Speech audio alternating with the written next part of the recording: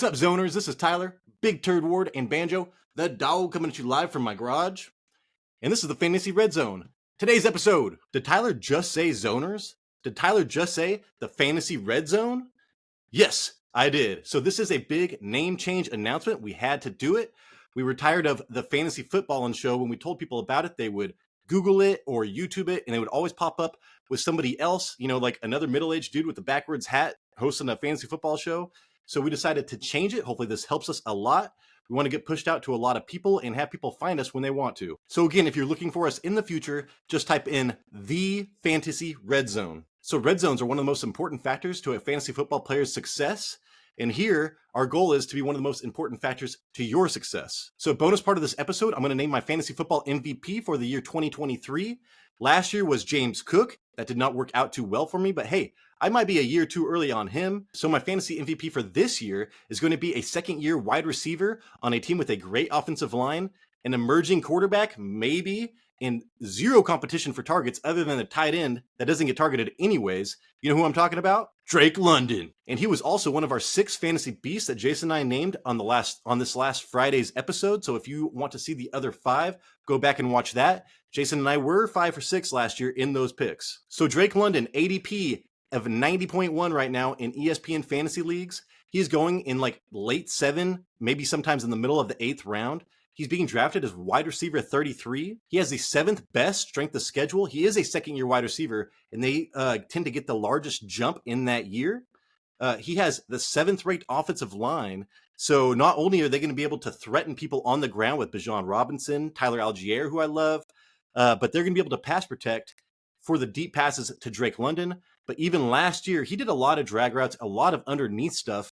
When Desmond Ridder came in, he had a 29% target share last year. That was 5th in the league. He was wide receiver 20 weeks 13 through 18 last year, and that was without catching a touchdown. He averaged 9 targets at 83 yards per game in the 4 games with Ridder last year.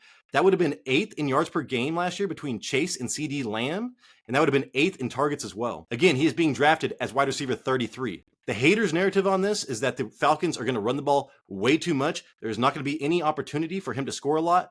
Well, guess what, dude? So Arthur Smith is the head coach, offensive coordinator of the Falcons right now. He was offensive coordinator for the Titans. That's where he came from. Dude, the Titans with A.J. Brown in his second year, right? They were second in NFL rushing attempts with 521. That's ridiculous. And they were second in NFL rushing touchdowns with 26. That's almost as much as the Eagles had last year. In that year with all that rushing, A.J. Brown in his second year finishes wide receiver 5 in points per game. And right now he's being drafted 3 picks behind George Pickens. So I love George Pickens, but George Pickens is probably going to be the 3rd option on that team. We have Drake London, probably the number 1 option, and he's performing in preseason if you have watched the last 2 games. So this year is all about valuing wide receivers more than running backs. And here we go, man. A classic example of a second-year wide receiver, a number 1 on their team.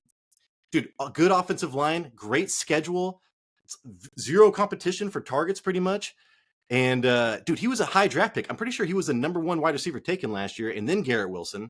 So he has the talent, he has the draft capital, and he's being drafted like a nobody, dude. So the MVP comes from him. Like, dude, you could fill out your roster with tight ends, Hawkinson, Kittle, go quarterback, get your quarterback high, like what I am telling you to do, and you can still have time to get a potentially elite wide receiver in the 7th or 8th round. That is insane, dude. So almost every single draft that I am mocking right now, I'm getting Drake London as my 3rd wide receiver, and I am ecstatic about it, dude. Like, I am so happy about that.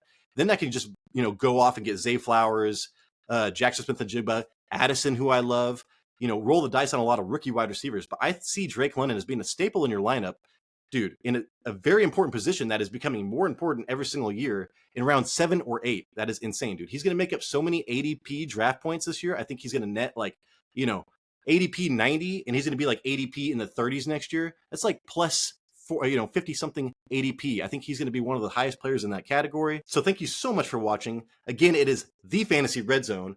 Hopefully we earned a thumbs up, and hopefully I earned a subscription. If you're not already subscribed, that would be amazing.